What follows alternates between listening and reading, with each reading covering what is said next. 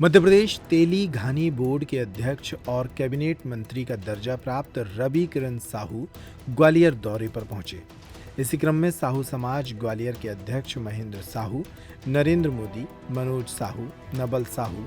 डबरा के द्वारा उनका स्वागत किया गया और एक बैठक का आयोजन भी किया गया।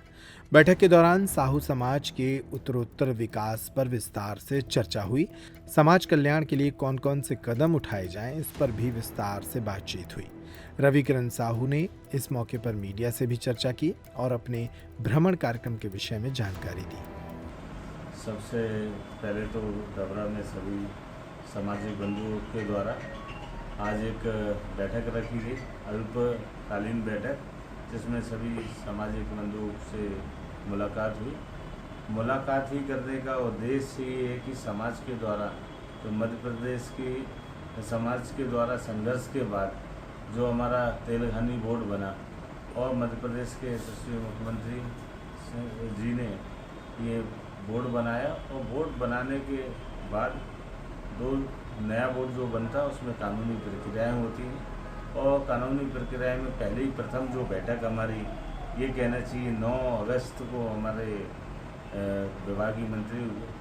गौतम टेटवाल जी हैं, जो तकनीकी शिक्षा विभाग से हमारा विभाग बोर्ड बना हुआ है, और अधिकारियों में बैठक हुई। बैठक के बाद अभी हम पूरे बोर्ड के गठन के लिए काम जब होगा, जब हमारा बोर्ड का गठन हो जाएगा, पूर्ण कार्यकारिणी बन जाएगी, उसके लिए जो आवश्यक कानून जो बनाने हैं कि हमारा बोर्ड चले, समाज का कल्याण हम कर पाए, तो उसके लिए 2 बैठकें हो चुकी हैं और एक बैठक के बाद हमारा गजट नोटिफिकेशन में हमारा बोर्ड आ जाएगा और हमें किस सिद्धांत से, किस नियम से हमें समाज के कल्याण के काम करने हैं, तो ये बोर्ड के बन करके अभी तैयार होगा। ये दूसरे समाज से आप पूछ सकते हैं,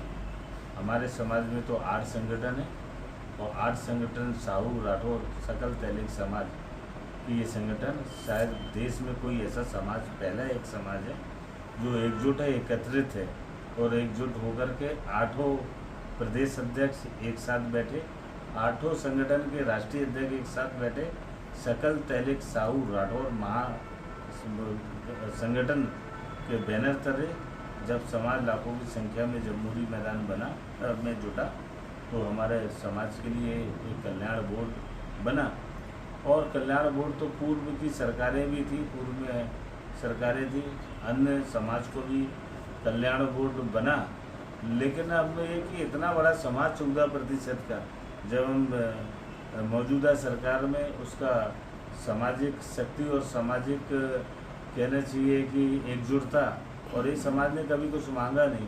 तो उसको कुछ मिला नहीं। जब मांगने के लिए आया तो संवेदनशील हमारे मुख्यमंत्री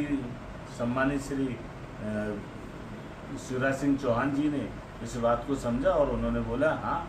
आपके समाज का बोर्ड बनना चाहिए। उन्होंने तो तत्काल 1 हफ्ते के लिए बोला और 3 दिन के अंदर हमारा बोर्ड का सूचना आ गई कि हमारा बोर्ड का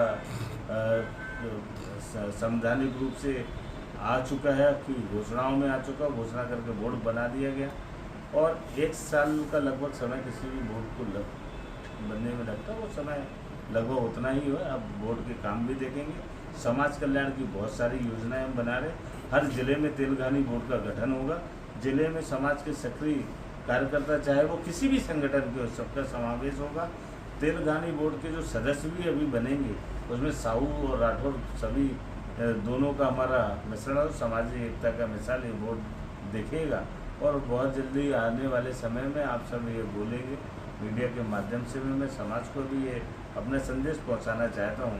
कि आपको 1 लाख रुपए से लेके 1 करोड़ रुपए तक के उद्योगों के लिए कोई प्रोजेक्ट चालू करना है, अगर आपके पास कोई योजना, आप हमारे को हमें सूचित करें, हम आपका तेलघानी बोर्ड आपके अनुशंसा करेगा और आपको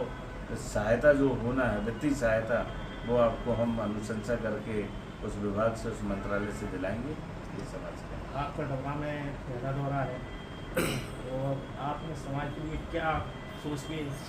सोचा है कि डबरा को समाज के लिए देखिए, मध्य प्रदेश का नहीं, देश का,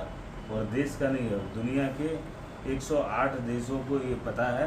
कि रविकरण साहू कोई समाज सेवी है जो समाज के लिए, धर्म और सनातन संस्कृति के लिए नंगे पैर पूरे विश्व की यात्राएं कर रहा है। रथ यात्रा समय जब मैं यहाँ आया था 5000 से अधिक संख्या में समाज जुटा था। यहाँ सामाजिक शक्ति का मुझे मालूम है कि यहाँ समाज एकजुट है और समाज एकजुटता के साथ हमारे समाज का एक नाम पूरे विश्व में हो रहा है। 108 देशों की मां नर्मदा कलश यात्रा लेकर के इसका प्रथम चरण में यूके और यूरोप के 4 देशों में मैं होकर के आया हूँ और पूरे विश्व को पता कोई व्यक्ति है जो ठंडी गर्मी बरसात विगत 2 साल से नंगे पैर चल रहा है और उसका एक ही सपना कि समाज आगे बढ़े और सनातन आगे बढ़े और भारत विश्व में गुरु बने। और इसीलिए विश्व सनातन गुरुकुल संगठन के माध्यम से मैं पूरे देश के 108 देशों की यात्रा करूँगा।